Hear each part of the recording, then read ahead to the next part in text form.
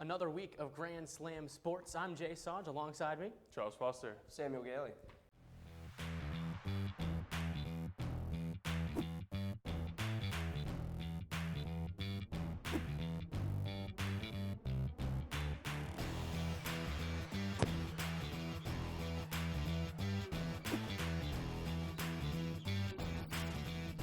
and we will go right into Monday Night Football. And lately, the NFL's been cooking with these primetime games, guys. An overtime thriller in Kansas City as the Chiefs see out the Bucs 30-24. I had hope. I really did have hope that the Chiefs would finally take a loss. Unfortunately, it was not this week. The Bucs played a lot better than I thought they would. I did not think that this would be a Bucs team that would be able to compete with the Chiefs, undefeated Chiefs team. But they came in there. They actually put up a fight.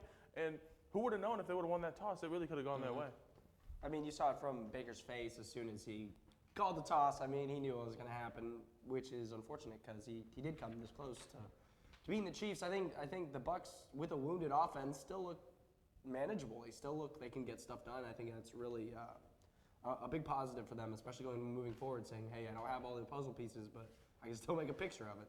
And I think the league-wide debate that's just consistently popping up every week, do you go for two and try to win the game and not give Patrick Mahomes the opportunity in overtime to win that coin toss and to have the ball first? Because the Bucs had the chance there to go for two and to win the game in regulation.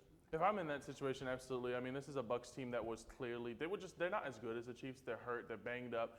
But I definitely probably would have gone for two here. And now the Bucs are now in the situation where it is now just a two-way fight for the NFC South between them and the Falcons. It'll be very interesting to kind of see how this goes out with the Panthers and Saints already out of playoff contention pretty much. Go big or go home. I like that. I mean, I would go for two as well. I think you just can't. I mean, we're about to talk about the Ravens and Bengals, same situation. You just can't let him have that valuable time on the clock. So the Chiefs, guys, 8-0. Is the undefeated season possible?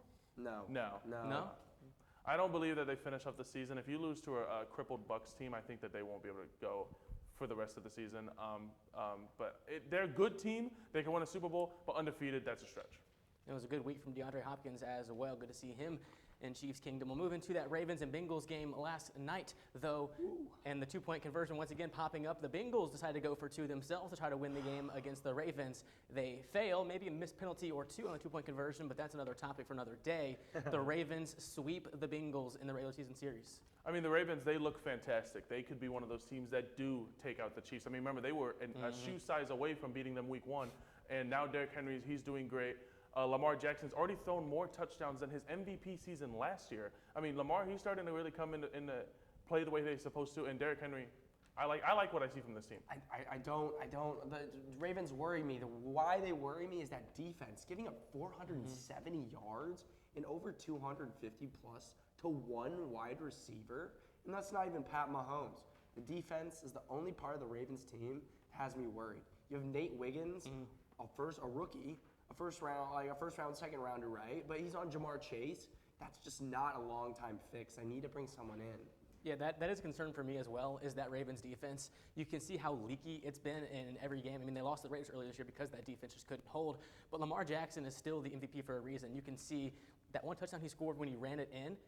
He was in the backfield for like 10 seconds, spinning around down the sideline, got in. This guy can use his feet to his ability, and it's one of the reasons the Ravens can be a Super Bowl contender. But can that defense hold up? That's the main question. I don't think so because of that injury to Kyle Hamilton last night. That's huge. That is their gadget guy. That is the guy you can put on a tight end. That's the guy who can rush the passer. That's the guy who can cover those crosser routes where the tight end will get a step. We saw that yesterday. Roquan Smith could not keep up with him. He couldn't. And I was asking for help behind him, saying like, hey, watch it. And then he gets it, and there was literally a 5-second clip of Roquan chewing out the rest of his defense because he's just not that fast. Kyle Hamilton is that guy. That's my last thought. Real quickly, though, before we move on to the next topic, the Bengals, they fall to 4-6 now, guys. Where do they go from here? I mean, this is a Bengals team that, like we said, their defense is mediocre. I mean, they definitely have some pieces that they can build around, but they're just fallen victim to a very good top of the division with the Steelers, with the Ravens. I mean, they're just not playing to par. It's death by 1,000 cuts from the Bengals. I think 1,000 cuts meaning they just have it's sort of like a team that's been carried by Joe Burrow for so long. That defense just needs some attention in the offseason. It really does. And then the trade deadline, it came, it went, not any huge deals. The biggest one possibly Marshawn Lattimore going to the Commanders, who now consider themselves contenders with Daniels at the helm. Guys, what was your favorite deal of the deadline? I'm going to say Marshawn Lattimore because it's just like the obvious. It's the biggest deal. I think to me, whenever I saw the Commanders make this move, I was like, oh, the Commanders, like, they're actually contending. Like, they actually mean to contend. Like, they're not just a phase. But I think the actual biggest deal, the one that kind of went under the mud, Mike Williams to the Steelers. This is a Steelers core that was, the receiving core was not that good. And you saw what George Pickens can do just by being a possession receiver. Now you have another physical receiver on the other side of Mike Williams. It's going to take some attention off Pickens, and it's going to be nice. Mine is going to be Deontay Johnson, and not for the reason because it's interesting. What is Carolina doing? I at this point I really don't understand, because you bring in Deontay Johnson to pair with Adam Thielen to give Bryce Young some help, X, Y, Z, Deontay Johnson this, Deontay Johnson that, and now you just send him away. For me, it's just utter confusion of what's happening in Carolina, because Bryce Young, one last week, beat the Saints, tight game, right? Wouldn't you want to keep those assets? Wouldn't you want to at least hold on to something? But I get where they're coming from, because they're still in a selling mode, because once again, they are not good. Let's just say that. And they want to add some more draft capital, obviously, get some more youth to surround Bryce Young, or maybe even a new quarterback if they decide to go that route. So I understand where they're coming from, but my favorite deal would have to be the Lions getting Zadarius Smith. They needed an edge rusher, obviously, with the loss of Aiden Hutchinson. Obviously, the guys been wanted with Max Crosby and whatnot. That was never going to happen. No. So they go out and get Zadarius Smith, who's going to fill that gap now. Yeah, absolutely. I think that the Lions, they're looking really good. I think that they're doing a good job at making the moves that matter, and they're not afraid to make moves anymore. And I think going back to your point with Deontay Johnson, I think it's important for them, because I don't really know why they made the move, because it would have made more sense for them to deal Thielen. In a situation, Deontay Johnson, he's at his close to being 30. He was on his contract year, though, so I do think they just didn't want to pay him enough. Get a little bit of value. Let Xavier Legette go. They also let go of Mingo as well. So just let the young receivers that they do have go. This season's already a wrap. Just try and let your young guys get better. Get a little bit of capital for a player you're probably not going to re-sign. And I know you mentioned Mike Williams to the Steelers, but they also did another deal as well for Preston Smith from the Green Bay Packers. So the Steelers are also in buy mode, win now mode, because they're top the AFC North ahead of the Ravens right now. So the Steelers guys are starting to put some pieces together. And this was a Packers team that they actually made that move, and I read about it. They wanted to make this move to allow their young edge rushers to succeed. So the Packers team is still a Packers team that's looking to compete, but they now let their young edge rushers may have a chance to actually do something instead of having a 31-year-old. I like the move. I think it's a good move for both teams. Both teams are getting something they need. But all in all, a somewhat quiet deadline compared to some deadlines we've seen before in the NFL. The biggest deal, obviously, Lattimore to the Commanders. We'll see how that works out for Washington in the long term in the NFC East. But as we go into the Lions again, guys, they are looking really, really good. Is this the year for Detroit to finally just make the Super Bowl, maybe even win the whole thing? I definitely think it's the year for them to make it. I think they honestly, to me, are the best team in the NFL, because they're the most healthy team minus Hutchinson. They're relatively healthy. Their roster's already good, but they're healthy for the most part. And that's the thing that we've not seen with some of these other top teams. I think that for sure in the NFC, they're the top team. The NFC, it's pretty weak. So, I think that they will make it to the Super Bowl if everything goes right. I think winning it, that's where it's going to be pretty hard. Can they be one of those AFC powerhouses that's going to be coming? Yeah, I agree. I think there's going to be, especially when it comes to playoff time, I think they're going to have a stumble and a little bit of a trip. I think they're not going to fall, though. I think they're going to put their hand up and then pop back up. For me, it's just that, like Charles said, that NFC is just so weak. It's just really interesting when they play a better AFC team, how they're going to fare against one of those defenses, one of those blitz-first defenses and stuff like that. So, but you look at their last few games, and they are just dominating teams right now.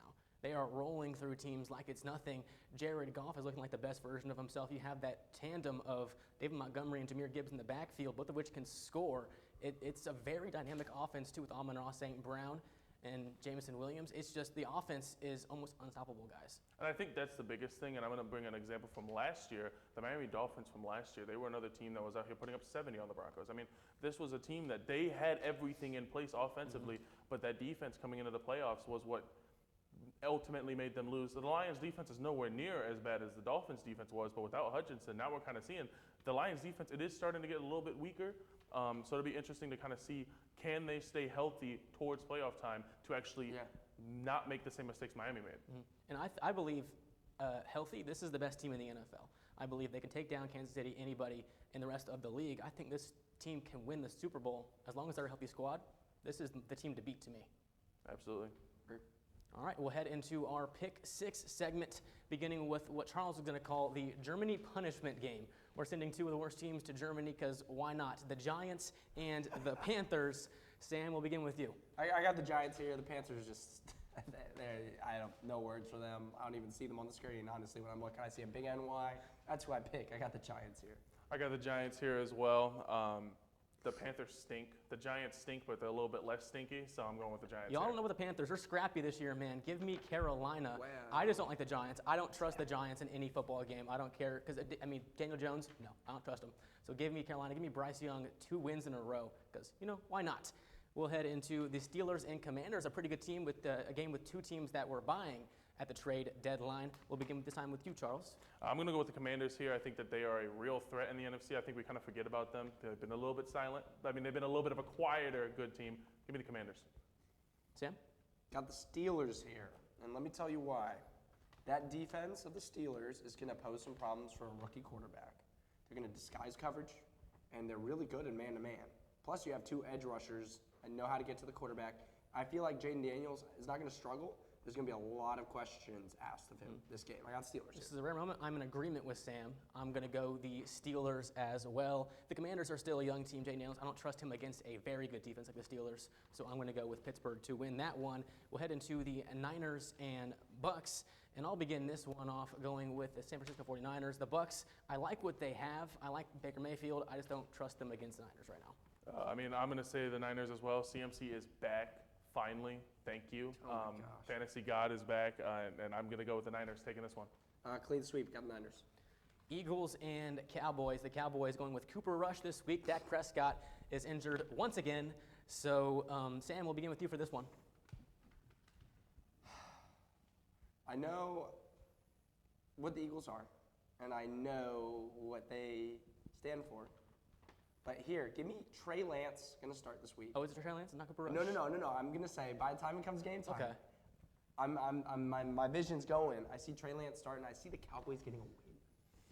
I think the sickness is getting to your brain. I'm taking Yeah. the easy Eagles. I'm win taking here. the Eagles here. There's no debate about this one. Yeah.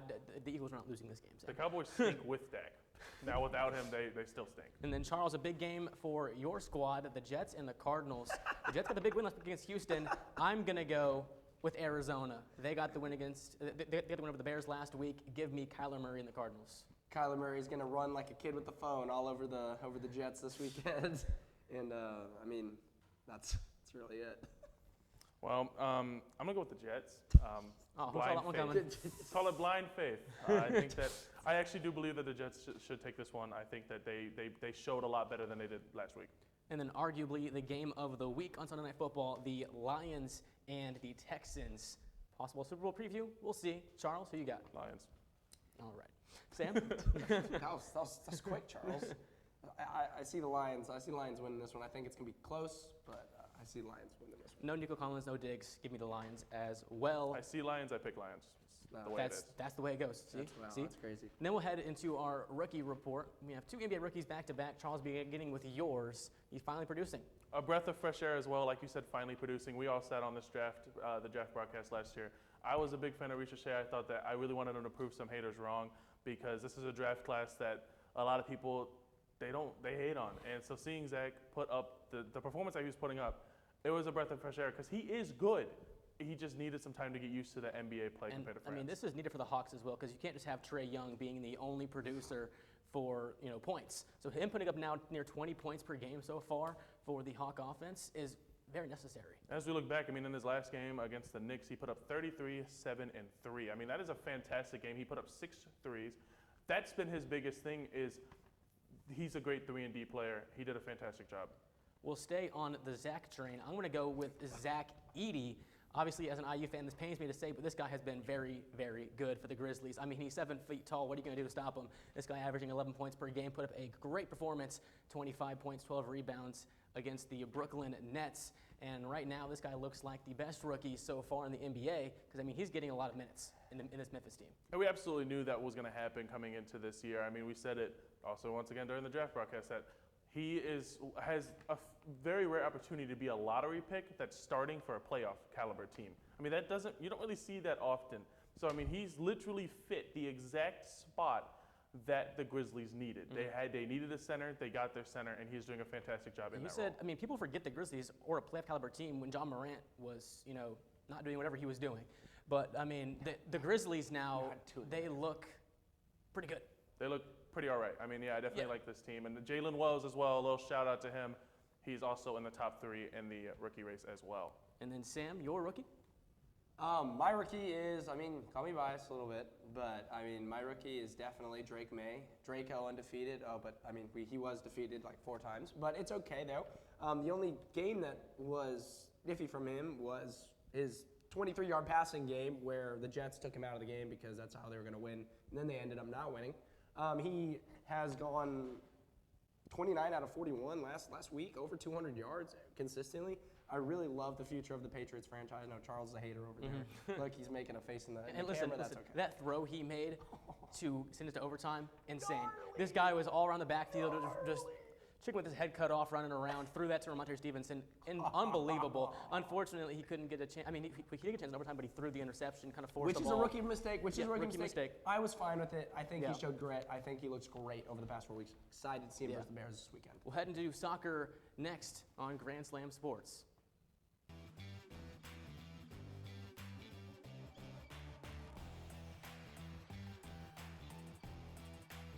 Let's talk some soccer, Sam. We'll start with Manchester United. After the coaching change, a draw against Chelsea, a win against PAOK in the Europa League, and they look a little bit better now. I think Man United really playing with a lot more freedom. I mean, seen Diallo score net 2 yesterday. Where was he? Where was he in the midst of Ten Hag's player roles and where they were sitting, right? I mean, I think the team is playing with a lot more freedom, and it showed it yesterday. I mean, they drew against Chelsea in the weekend.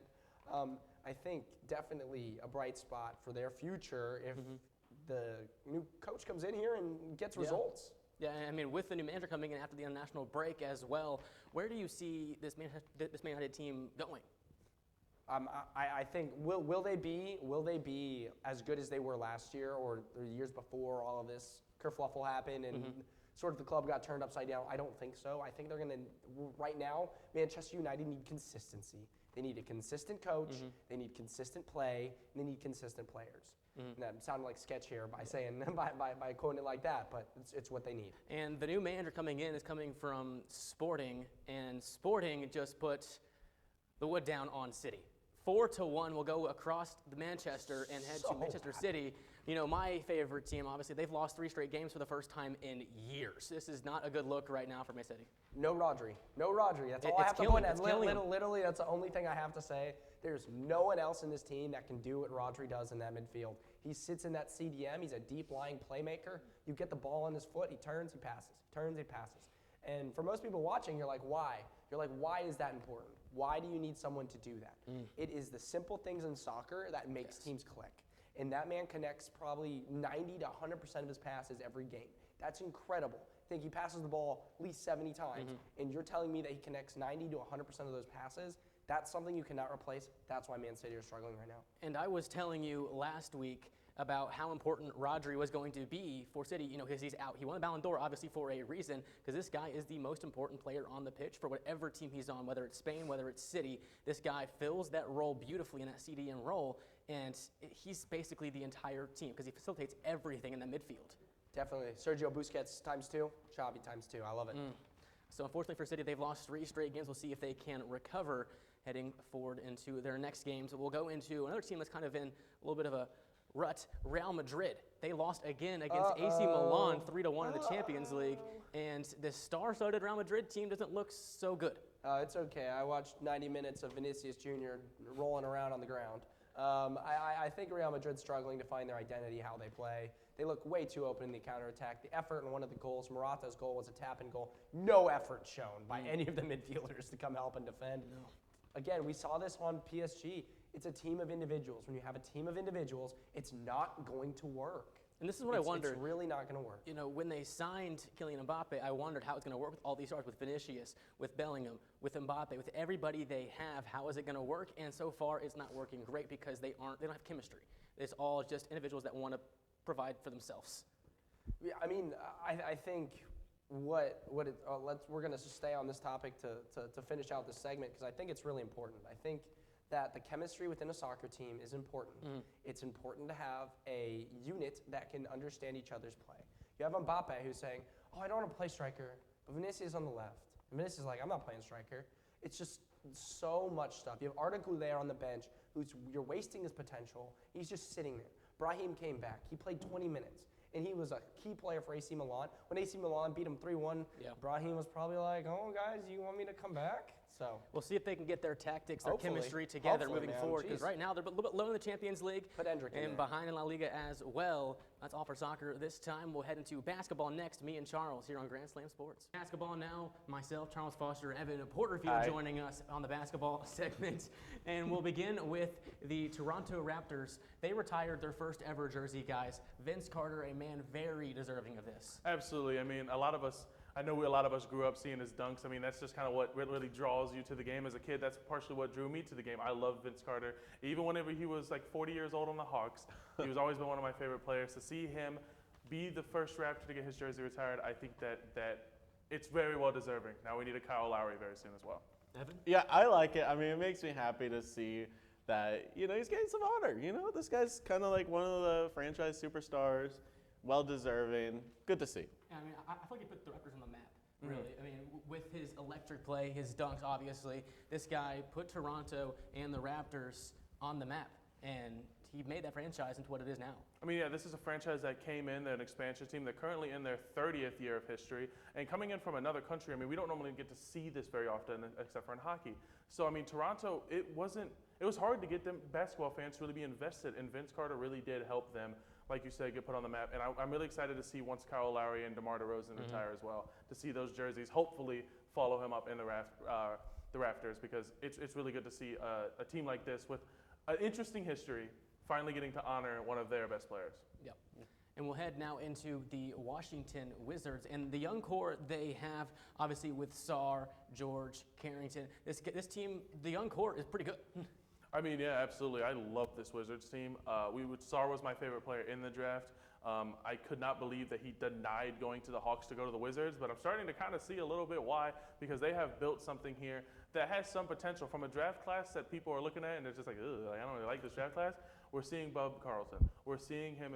We're seeing Sarr. We're seeing a team that has looked pretty okay, but from the rookies, that's been the biggest thing to come from this. This makes me very happy because the Wizards are actually like my team. The Pacers and the Wizards. I love them. And so I'm happy to see that we got some youth in the program, kind of building our program up, making it a little bit better. I would like to say, like, Keyshawn George, I know some people are talking about this guy, and I think he's underproducing, but I do like what Sarr and what Bub are doing. They're doing great. And obviously, with Kuzma there and the other pieces they have, Washington looks like they have a little bit of a future now. Oh, yeah, Kuzma, the future. I mean, Kuzma's underrated for, in my opinion, Kuzma is very underrated for what he's considered to be in the NBA. Yeah. I mean, yeah, Kuzma's been kind of considered as a joke, and I will always be a Kuzma hater just because that's in my nature. But Kuzma, he's a good player, and I think that this is a team that it has the pieces. I mean, the Wizards have historically never been good, so it's a nice to see a team that could be good in like 5 years. And for all the joking, went into the Wizards, everybody just hating on the Wizards, Bradley Beal getting traded, John Wall obviously just petering out. Now they've started to build something in D.C., and they have a future. Now, it's good to see that Washington is figuring their things out, under new management as well. But Washington Wizards, a team to watch for the future as they go forward. Stop the hate. Stop. We'll go into Charles's squad now. The Boston Celtics lose their second game of the season against Steve Kerr and the Golden State Warriors. Charles? I mean, first thing I'm going to say, we're going to look at me real quick while we say this. I just want to say this now. The fact that any time that the Celtics lose, we need to talk about it means something, okay? It means that we're good. But this Warriors team coming in, I think we're going to actually talk about them. I saw a quote, I saw an Instagram comment, and it made a lot of sense. And it said, "Who would have thought that putting a top three-point shooter in the team in the system that pioneered the three ball would work out so well?" Buddy Hield has literally fit perfectly. I mean, we watched Buddy Hield on the Pacers, and he was fine. But he's the leading scorer right now for the Warriors over Steph Curry. I mean, he has looked great. He has been shooting the ball very consistently, and he has been the splash buddy, as they're calling him in Golden State. Splash Buddy is a great name. Evan, what are your thoughts on the Warriors? You know, I thought I'm very happy with the Warriors. They did great. I do want to mention that I think the Celtics did not have a bad game at all. They did great. And what I really like is that we got Steve Kerr, who was our Olympics coach, and we got Tatum, who sits on the bench the whole time.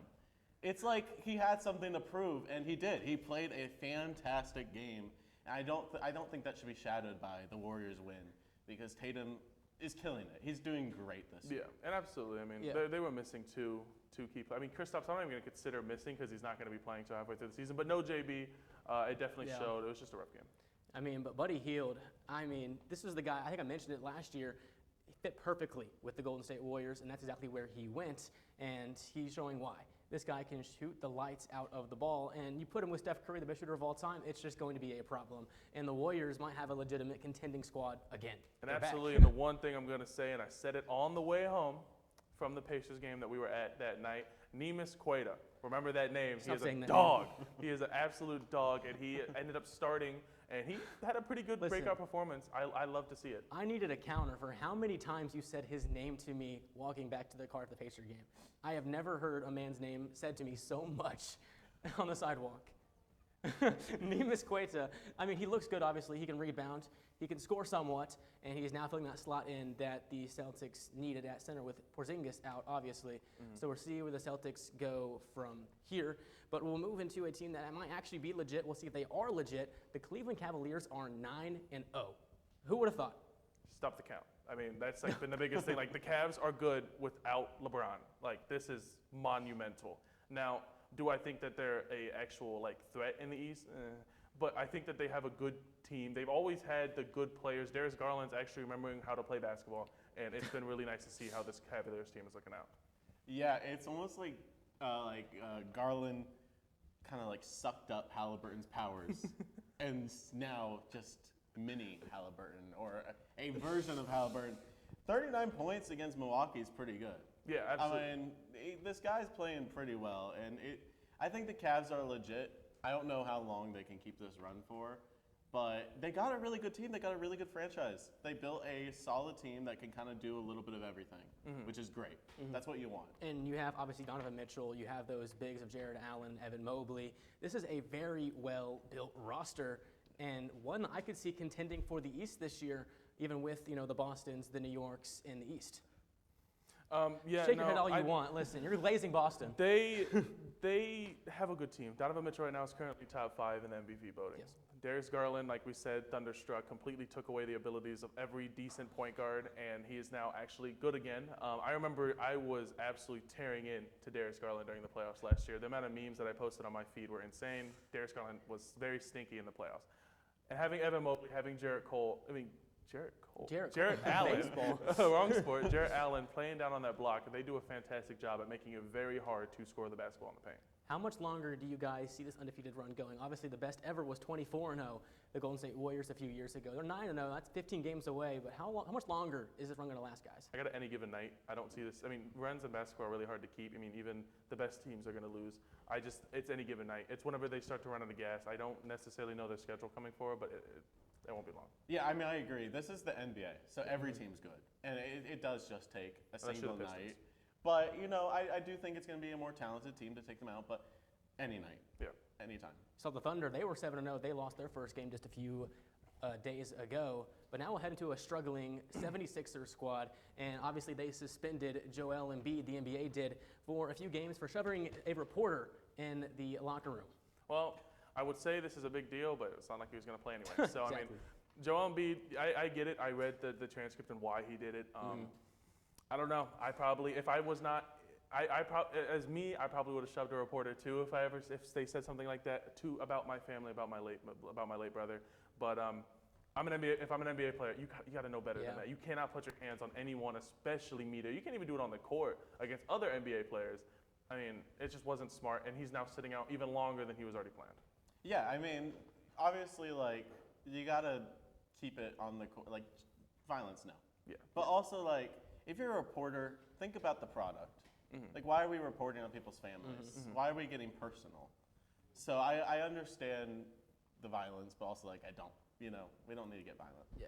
And for the Sixers, I mean, Joel Embiid was already going to be out. He's still, dealing with whatever he's dealing with. And the Sixers have been struggling, obviously. They had that one win over Indiana because that's just how Indiana is. But Paul George just came back, and they lost to the Clippers. You know, PG got booed, obviously, in L.A. But the Sixers, it's a rough one right now. Well, yeah, I mean, me and Evan have had 2 NBA segments together, and both of those NBA segments, we've talked about the former MVP, Joel Embiid. And you know what the funny part is? None of them have been about actual basketball. It's just been about the fact that he doesn't play. So, I mean, it's a problem whenever the main focus of your franchise right now, a team that was hoping to make the playoffs and maybe a championship, is the off-court antics. Yeah. We'll see if the Sixers can get it together. If they were expected to be one of the contenders in the Eastern Conference. Maybe they still can be if they get the full roster healthy. But that'll do it for today's version of Grand Slam Sports. Thank you for watching.